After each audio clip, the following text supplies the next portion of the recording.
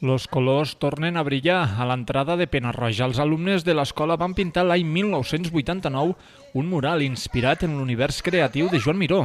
Però amb el pas del temps l'obra s'havia deteriorat molt i ara, gràcies a una iniciativa de l'Associació de la Dona Pena-rogina, ha recuperat el seu esplendor. Si la idea de dir, bueno, pues, fiquem bonico el poble, perquè a tots ens agrada quan vas a un poble de trobar raconets i coses pintoresques i coses boniques i sempre esperem que els altres ho faiguen, no? Que ho faigui tot l'Ajuntament, que l'Ajuntament ens faigui això, que l'Ajuntament ens faigui allò. Llavors vam pensar, bueno, prenem la iniciativa.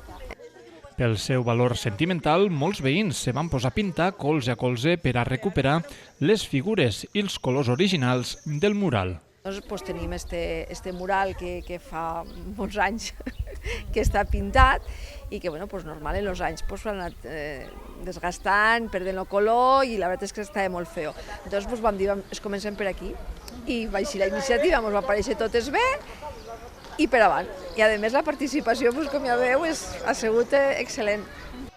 Més enllà de la restauració artística, el projecte també ha servit com a punt de trobada entre diverses generacions. Alguns dels veïns que van pintar el mural quan eren alumnes de l'escola han respost a la crida i també molts xiquets del poble s'han animat a agafar el testimoni en forma de pinzell.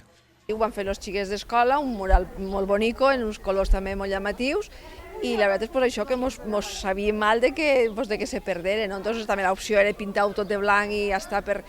Però bueno, vam apostar per restaurar-lo i per tornar a l'original. Esta restauració és només una de les iniciatives que l'Associació de Dones té previst per continuar millorant diferents racons del municipi i a la vegada fer comunitat.